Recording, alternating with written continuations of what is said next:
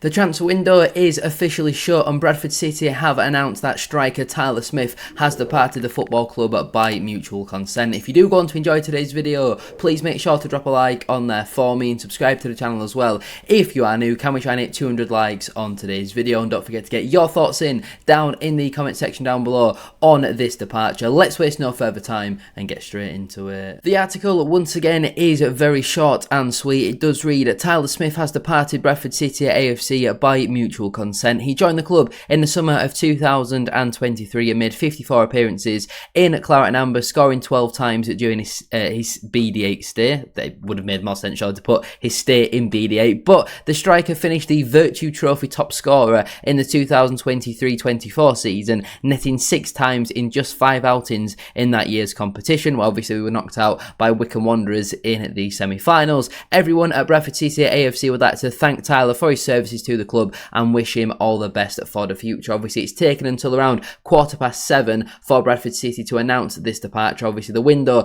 did officially close at 7, but if you get the paperwork in before then, you get until 9 to officially complete the deal. We are still expecting a further incoming as well. Tom McIntyre on loan from Championship side Portsmouth. I think he's a left-footed centre-half, so obviously when that does get announced, I'll bring you that later on. It might even get announced before this video does go live, but today we're focusing on Tyler Smith, and it is the best for all parties that he does move on. Obviously, going back to the 2023 summer transfer window, Tyler Smith coming in was a bit of a statement signing by Bradford City. Obviously, he was at Hull City at that point. I think I'm right in saying we picked him up on a free transfer, but there was a little bit of pedigree there with Tyler Smith, and to be honest, he wasn't awful. We've certainly had a lot worse footballers play for Bradford City over the last couple of years, but last season barely got a kick. I think got 1 league start. Last campaign hasn't featured for Bradford City since the middle of November. I think when he was subbed off at half-time in the AFL Trophy. He's just not played enough football over the last year or so for Bradford City. He played a little bit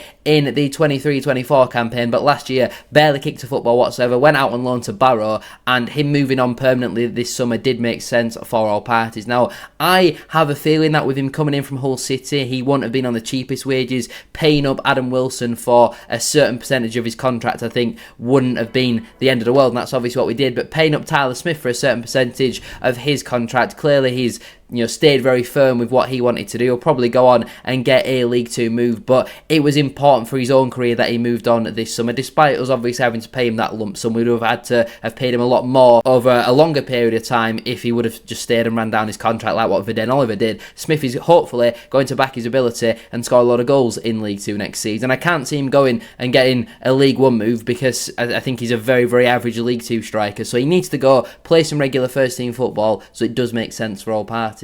Obviously, last season in League 2, the first half of the campaign was with Bradford City. The second half was with Barrow, but he hardly played for Bradford City. Just 1 league start, which was obviously in our 2-1 defeat at home to Doncaster Rovers, one of our only 2 home defeats last campaign, and obviously he had about 5 or 6, I would say, further substitute appearances. But in total, last campaign in League 2, he made 26 appearances, 12 of those being starts, playing just shy of 1,200 minutes, where he did manage to score the 5 goals, all of them being during his time with Barrow, and averaged a goal every 236 minutes. So his goals per minute ratio is not awful, but only a 13% goal conversion rate, and he missed 5 big chances as well. That's not particularly great. He did fail to register an assist, and he also didn't create a single big chance in that season. Defensively, he's not going to bring you much. His dribble percentage for a striker who one of his better attributes is his pace and his dribbling at only 30% isn't amazing. Only wins 15% of his aerial duels, but that's because he's only about 5'5", 5'6",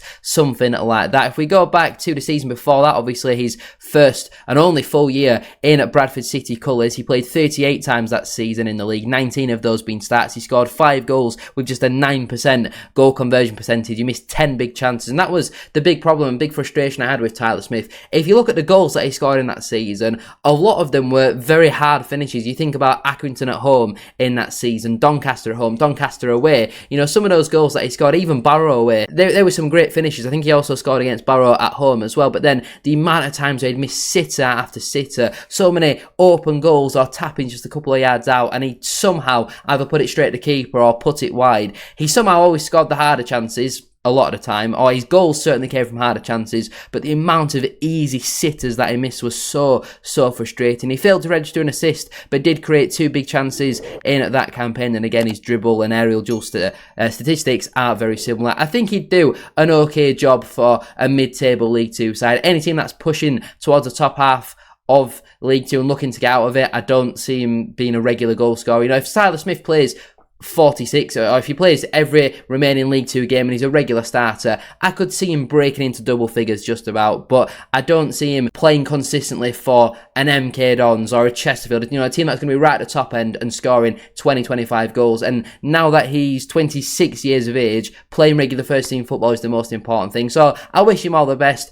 Obviously, we have to add to pay him up a lump sum, but we go back to that summer transfer window in 2023 where you're giving Smith, Adore and Wilson all 3-year deals. Over the last year, hardly any of them have kicked a football for Bradford City. I think they've probably got about 3 appearances between them all. Even this calendar year, I think we've seen maybe 2 or 3 competitive appearances between the 3 of them. It was an awful transfer window. Mark Hughes, Stephen Jen, that was an awful time. Thankfully, we are no longer that football club, and I think David Sharp does deserve a lot of credit for that. What a man he is. If we have a look then at how Bradford City squad is now lining up ahead of the 2025-26 campaign, as you can see, we are looking a little bit more realistic in terms of striker options, with us only normally playing with 1 striker. It doesn't really make sense for Tyler Smith to be here. He was never going to play even in tomorrow's match in the EFL Trophy against Grimsby. Obviously, I've already uploaded my match preview for that over on SHD Plus. Go subscribe to that channel if you haven't already, but I didn't even have him included in my match day squad. Obviously, Andy Cook might be included in the match day squad tomorrow, but when you've already got 4 options, you've got Ibbotson who will be coming back from his loan potentially with Chorley soon as well. You've got Cook and Kavanagh returning from injury. Nick Powell has played as a striker as well, and I even think the likes of Lapsley and Sarsvik, even Tyreek Wright, could also do a job up there as well. So we didn't need Tyler Smith. He was on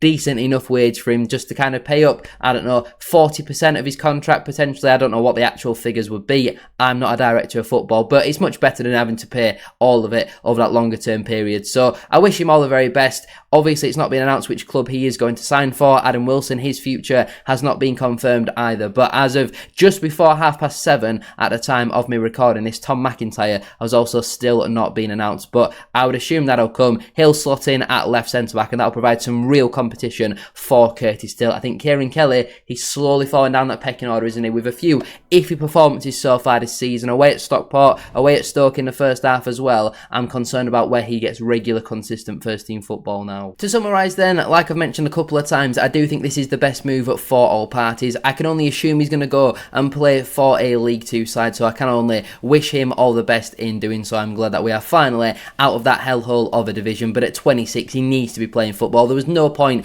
for him this season to just not be playing and do a Viden Oliver, because look at him, he's still without a club. He's going to end up in non-league on 500 quid a week, so it's proactive from Smith to finally leave Bradford City. Obviously, he had offers earlier on in the summer. He might potentially sign for a club on less money that he was offered elsewhere, but he's now got to go and back his ability, play some regular, consistent first-team football, and he certainly wasn't an awful player for Bradford City. He wasn't great by any means, but he wasn't awful. We have had a lot worse, and he gave us a great memory away at Barrow, scoring in the last minute, keeping the playoff dream alive as well. But thank you all so much for watching today's video. If you have enjoyed, please make sure to drop a like on there for me and subscribe to the channel as well.